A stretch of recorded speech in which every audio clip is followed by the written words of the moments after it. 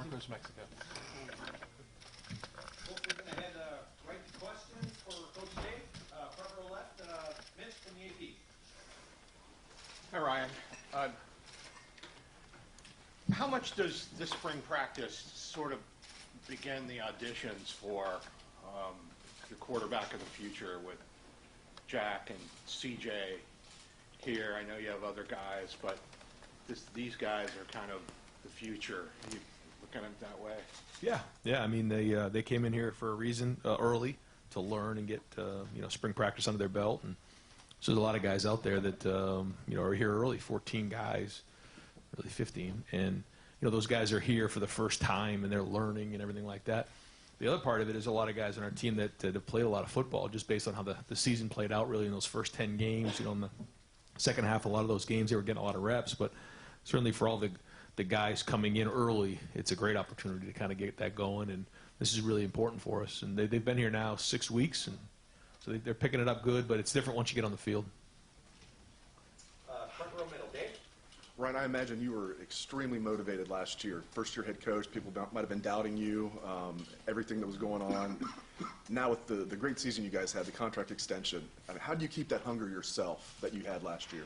Well, it's just the expectations, first off, that you set for the whole program, but then that you have for yourself. And, our program is all built on fighting and competing every single day to be the best version of yourself, the best version of your unit, the best version of your team. And, we know what the expectations are here, and that's part of this thing. And that's when you wake up every day, you know what it is. And we're hungry. We felt like, we got, a good foundation set underneath us this past season, but we didn't reach all our goals. And so there's still a lot of work to be done. This might be a better question for later in the spring or even after spring, but the transfer portal, is that something you're going to be looking at to maybe add depth in certain spots? I mean, we're pretty full right now, but you always have to look at it and be a part of it. I think that it's changed. I think probably even 3 to 4 years ago it was almost like taboo to talk about something like that. But that's the way things are going, and so you always have to keep an eye on it. Right next door, Nathan from Cleveland.com. Just you've obviously got just a handful of main guys back on defense, and a couple of those guys are out today. Just how are you kind of approaching when those guys can start mixing back in and being a bigger part of practice? Yeah, just got a few guys nicked up, but they'll be back soon. And we're smart with how we go about this in the spring, especially with a lot of guys who have so many reps. I mean, there's a lot of guys with bank reps, and so that being said, we want to be really smart about when we put those guys back in there and go through it, because there's a lot of preseason, there's the whole summer, and so again, we just got done playing a couple months ago. I was thinking about the other day. Really, you have January, February. We're March 1st, and here we are. So literally only 2 months ago we were playing.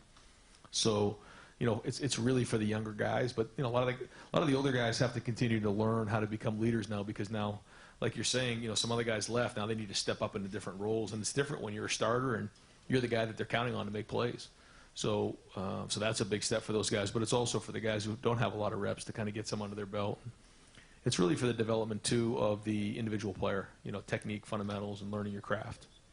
You have an opinion right now of where Seven Banks stands, because obviously he's a guy who really looks the part. Well, he's got to step up. I mean, it's only 2 months, since we played our last game, and we'll see once we get through the spring if he's willing to take that next step. But certainly he's had a couple weeks of winter workouts, or a couple months of winter workouts, and he's a guy that we're counting on to step up. Right behind you, Stephen from Cleveland.com. Is the idea with CJ and Jack is to handle their reps from here through fall camp, just how you maybe handled Justin and Matt's situation last year, where you're keeping it as equal as possible? Yeah, today we were rolling, both of those guys and Gunner, they were kind of rolling reps with the twos, and as time goes on, they'll start to all roll reps with the ones as well, and we feel like Justin has enough of his reps, but, Justin still has some things he needs to work on and improve on, but then, we'll kind of let those guys compete for that backup role, and who knows what happens at the end of spring. My guess is, those guys will just keep working at it, and the competition will go into the preseason. And there's just a lot of growth to be had there. And, it's hard when, Gunner came in as a transfer, and then those other guys are just coming from high school. So there's a lot of football to be learned, and that's the idea of spring practice. Justin, it's like, I don't want to say free reign with the reps, but like if he feels like he wasn't necessarily happy with the reps, he had free reign to kind of, keep going at it a little bit more than the other ones, just because he's the starting quarterback here? No, I mean, he's going to take the reps of the ones, and when we feel like he has enough, then we'll kind of let the other guys go. But But he still has a bunch of things that he's really focused on working on and getting better at. Third row right, Rob from the Dispatch. Ryan, when was the last time you had starting quarterback and back-to-back? Yeah, I was thinking about that. I'm not. Yeah, it's been at least almost a decade. Yeah, I really can't remember the last time it happened. So it's unique, which is exciting. Moving forward with Justin, what's the next step? What are you working in year two? Not seen this situation, what do you do? I'm proud of his development from where he was at this point last year to where he is right now in practice one. He's come a long way in the pocket, moving in the pocket, seeing things and drop back protection. And we have a list of things that he's working on to get better at. But a lot of it is, just learning to play the position in terms of this past season. As time went along, he got more and more responsibility. And now it's kind of year two, so now we spend a lot of time talking about the intricacies of the position, protections, route progressions, coverages, things like that. We can get a little bit more involved and start to explain the playbook a little bit more. Is that jump first to second year, your understanding, again, having not seen it, like monstrous? They say that jump is pretty big. Well, let's hope so. I mean, that's the idea, is for it to be big. And I think, when you saw what Dwayne did in that year, or you see what Joe did, there was a lot of years behind closed doors of a lot of work being done in the meeting room, on the field, practice, and then you get to see where they ended up, where it's hard to do that when you don't have all those reps under your belt. And although, you guys and everybody else doesn't see all the reps that are had because they're not in games, we practice so much more than we play. And all those reps in practice, 7-on-7 team, red zone, third down, and then the film work, the hours that are spent to improve and understand what's going on, so that when you get to that moment, you're ready to go. And that's been the idea here. And that's where hopefully Justin now can, again, take some of those reps, take those meetings, and now step his game way up. Front row right, Austin from Letterman Row. Ryan, from the outside, the secondary just looks like the biggest uncertainty maybe on the roster. Well, you guys are in here looking at it.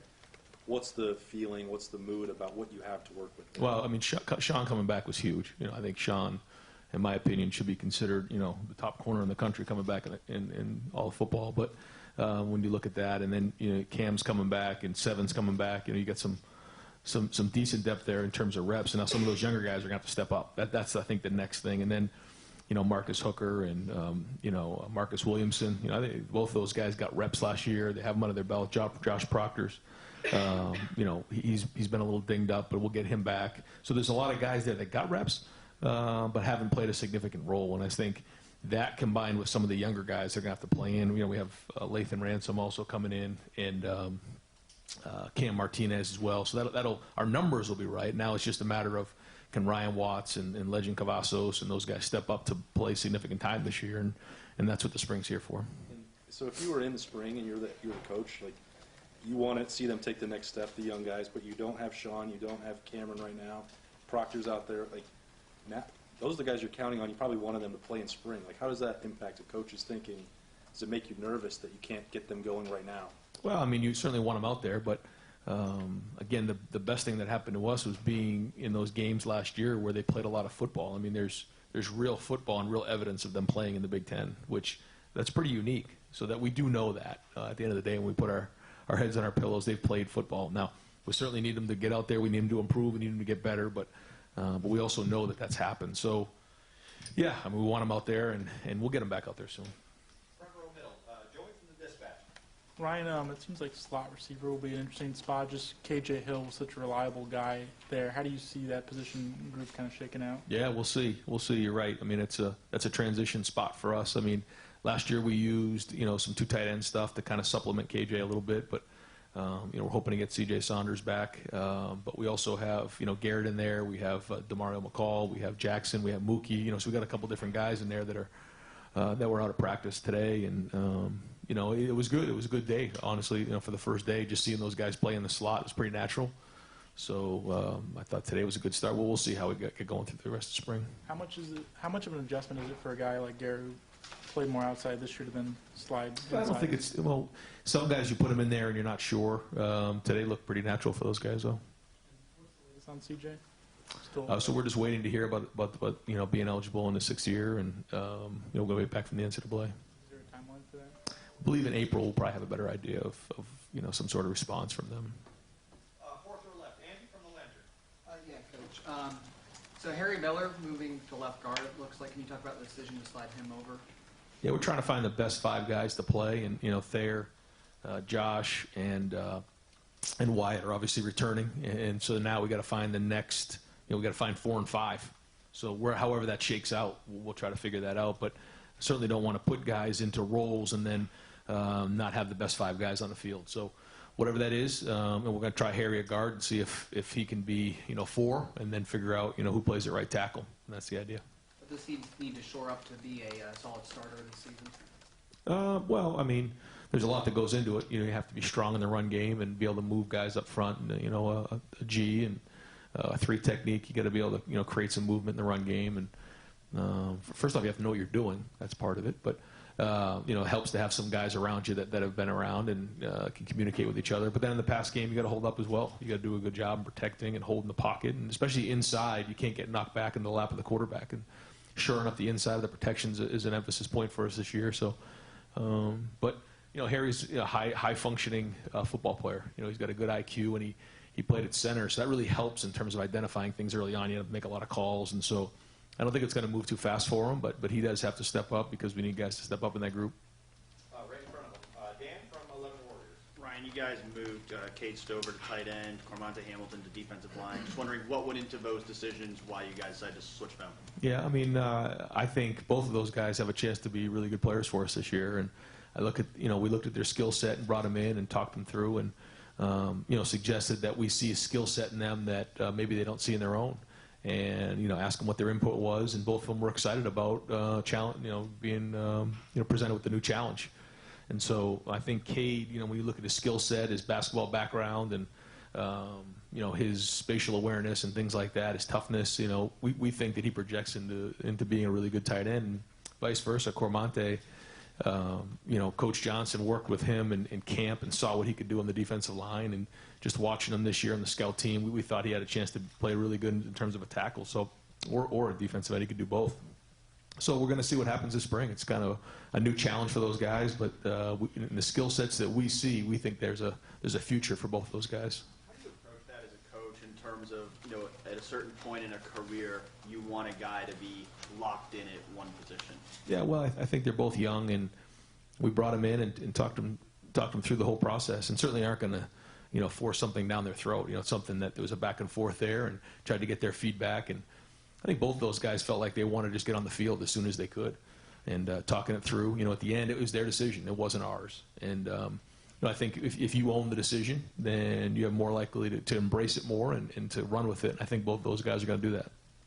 Front row right. Tim from Letterman Row. Yeah, Ron, you kind of touched on this a minute ago, but just your impression of those young receivers, the freshman dudes running around out there, especially Jackson, had some pretty outstanding catches today. Julian Fleming, as the day went on, seemed to get going and stuff. Just what's your impression of these guys right off the bat? Talented. They're talented. I think the thing that strikes me is with all the 7-on-7 and things that are going on throughout America, they're further along than maybe receivers were 5 to 10 years ago. Certainly you can see a guy like Jackson who's played in Texas, where they have those activity periods. They have so many reps under their belt that it just makes sense for them. You can see that today. You can see the talent of Julian and just, his ability to get off of a line of scrimmage and make plays down the field, and his size. G. Scott, it really surprised me just how mature his releases were and him getting off of the line of scrimmage. And then Mookie flashed. I mean, I think all 4 of them really have a chance to play and be successful. Now, they have a long way to go. But for day one, better than expected. You kind of touched on something I wanted to ask you about, though. Jackson from Texas, where spring football, and That's right. How much would you like to see Ohio high schools get into that in some form or fashion? What do you think would work for them? Well, I've I think made it public that proposed a 5-day spring practice schedule or practice for high schools, and they're in the process of kind of voting on that, and hopefully we can get that passed as soon as possible, because I do think it matters, and I do think it's good for the state of Ohio to evaluate, these guys, and whether it's Ohio State or any colleges, but also for the development of football players throughout the state. One other quickie, too, following up on Harry Miller. A lot of people thought if he'd gone a lot of other places last year, he might have gotten to start as a freshman somewhere. You watched him as much as anyone.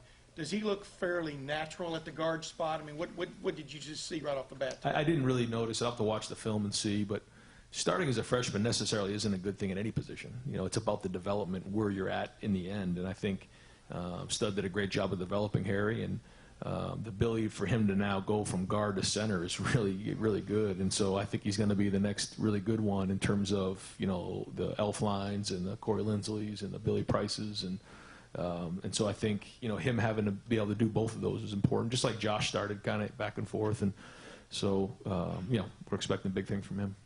Far left, Matt from 610 WTVN. Practice one here today, but come April 11th, are there questions in your head?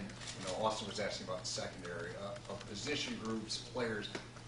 What kind of questions are in your head that you want to hopefully have answered at the end of the spring in terms of position groups, whatever? Yeah, I look at it like, you know, you have the 15 practices in the spring, and then when you start in August on the first practice of preseason, that's just practice 16. It's just an extension of the off season, as opposed to, okay, what are we getting done here in the spring, and then what are we getting done in the summer? So really, we don't really install day one of preseason. It's already been installed. Now it's time to pick up from where we left off on practice 15. And when you have those 15 practices under your belt, along with all the meetings and all the other time in the off season to go through, these guys have so much time to improve. But the idea of spring practice is for each guy individually to get better, their unit to get better fundamentally and technically. And then as we get into the preseason, it becomes a little bit more about the scheme, a little bit more about the unit, you know, in terms of their identity. That being said, I mean, every position has their own story. You know, we could spend a lot of time talking about that, but I think it's, okay, where are the leaders? Who needs to be the leaders? And then where is everybody else? And because you have so many young guys on this team, there's a lot of guys that don't have a lot of reps under their belt. Obviously, the 15 kids coming in at mid-year are some of them, and then there's other positions where they, you know, they've played, you know, here and there. But are you going to step up and now be a starter? And that's, you know, what you want to see with your team. But the chemistry will be fun. Every year is a new journey. You know, in college football, you have a new coaching staff, you have a new, you know, group of leaders, you have a new group of seniors, and so that dynamic is different year in and year out. So I already think we have a good feeling for that. 2 months into the off-season program, but getting on the field will be different too, because, you know, you also have to play the game. That's a big part of it as well. And I think at this time last year, when you look at Akuda, you look at Chase Young, you look at J.K. Dobbins, they were younger guys, but they had such an impact on the field. They became good leaders that helped them along the way. It springboarded them into leadership. And I think there'll be some guys like that this spring as well. The 14, I guess 15 new guys, how'd they do during winter conditioning? And what do you want them to get out of the next no, they did a good job. And you know, it's to get football under their belt, learn football. When you show up in August, if the first time you've ever heard of a play or a formation, or where do I run during an individual drill, or where's my locker, or what do I wear for cleats, or, you know, all those things, that distracts you from being effective on the field. And so it's just to kind of get the rhythm, get a routine going, learn the offense, learn the defense, and figure out where you fit into it. Second row middle, Bruce from Sports Illustrated David. There were talk about J.K. a year ago taking a leap. I wonder if you see in Master what you need to see to replace a 2,000-yard back. Yeah, I mean, it's a concern is when you lose so much production. You know, J.K. his freshman year did such a great job, and then he and you know, Mike kind of split it the year before, and then J.K. stepped up in a big way. So, yeah, I mean, that position, you know, when it comes time to the fall, is going to have to step up in a big way. Your second game at Oregon jumps out because of what they did. What's the protocol timing for when you start delving into opponents on the schedule, and particularly them, because they loom as a big threat? Yeah, I mean, I think once you get into, you know, June and July, you start to really look at those guys, and when you have a better feel for your team, because, you know, it's one thing to know what they do, but it doesn't really, you know, make much sense unless you know who you are and your identity, because there are certain things that you evolve with as the off season goes on, and as the season goes on, you look different. There's certain things you do that look the same, and you know those things, and we'll look at those. But I think once you get into June and July, that you start to get closer to where you're at, and then obviously in August and September. Are there any circumstances under which Wimp and Reed could return to the team? No. Exoneration? No. Front row left, Doug from Cleveland.com. You guys have talked about Sean Wade moving outside a corner. When Seven out there today was on the outside corner all the time. Is Cam Brown, when he's healthy, in the mix in the slot at all, or just thinking about those are your top 3 corners, at least coming in, right? Are all 3 of them only on the outside? Great question. I think it goes back to the old line. I think you find your best 3 guys, and if 7, Cam or Sean can one of those 3 guys can do a good job inside, then we'll do that. But the good thing for Kerry is when you come in here fresh, you get a fresh look at it and you get a chance to see it. And I think as time goes on here through March and April, he'll get a good feel for their skill sets and try to figure out the best guys to put on the field, especially for third down. I know it's day one. Looked like Nick Petit-Frere and Paris were rotating at right tackle. You mentioned the idea of a true freshman starting, but how much is, at least right now, Paris in that mix to say, show us what you got, and if you're the best guy, maybe you'll start?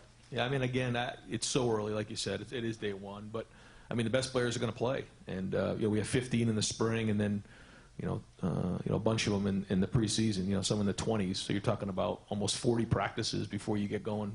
So it's just day one. It's a long way before then. But hey, he's very, very talented. He's got a lot of ability, and if he's the best player, he's going to play. To follow up on Garrett Wilson in the slot, we saw how explosive that guy can be, going up and getting balls. Made the helicopter catch against Clemson.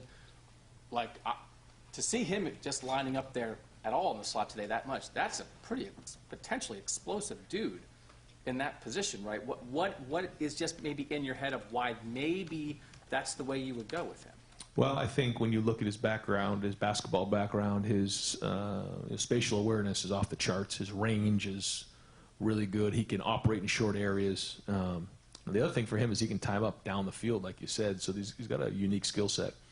But I just think his ability to catch the ball, put it away, run after the catch so quickly is something you want out of a slot receiver. And running option routes, setting up defenders, understanding space and everything like that.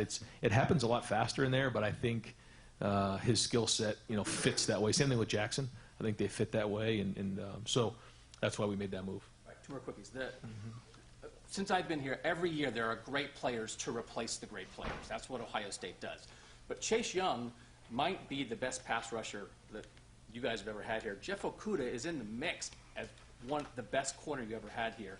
I'm sure you tell your guys this every year, but you probably won't have a defensive end as good as Chase and a corner as good as Jeff, just because that bar is so high.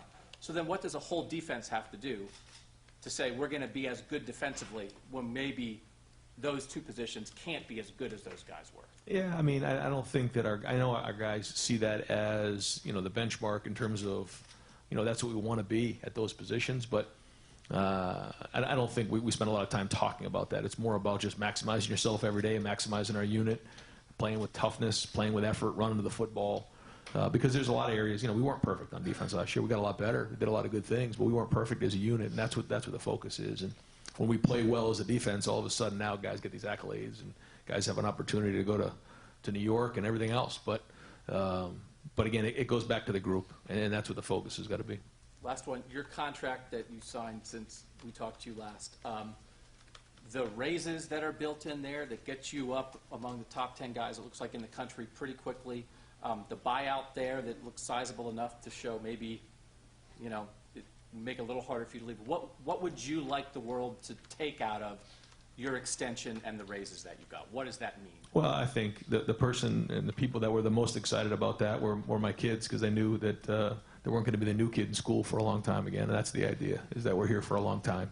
And I'm certainly couldn't be more grateful for the Board of Trustees, President Drake, and obviously Gene Smith, who I owe everything to him, and obviously Urban Meyer to be in this position, because that's a big deal. That changes our life as a family, and we don't take that lightly. But the number one thing that we're the most excited about as a family is we get to be in Columbus again for hopefully the next 7 to 10 years, hopefully 20 years. We want to be here as long as we can. We love it here.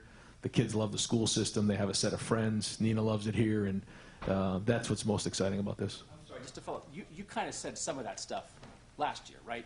But when you sign something like this and get an extension like this, you think that says that even more? That puts that in writing even more? Well, yeah. It goes out to 7 years now, which is a significant deal, and that's a long time in college football, and that's just really exciting for us. And so, to me, it wasn't even really the money part of it; it was the years, and that's what's exciting to us. Got time for just a few more questioners. Second row left, Bill from The Athletic. Ryan, how much does it impact you, what you guys want to do this spring to have only 2 healthy scholarship running backs, and what went into moving DeMario out of that room back to the receiver? Well, DeMario still can do that, though. You know, we're just starting him out the slot, and then we can always bring him back. He has that skill set. It's something that we've always tried to find that role for him where he can be a running back and then also be a matchup problem for teams like that. It didn't quite play out like that, and I think a lot of that had to do with how well J.K. was playing. It was hard to take J.K. off the field last year. And same thing with KJ, you know, and we got into a rhythm a little bit of, you know, KJ was in the slot, and then we got into some 12 personnel, and so we never quite got that far with DeMario.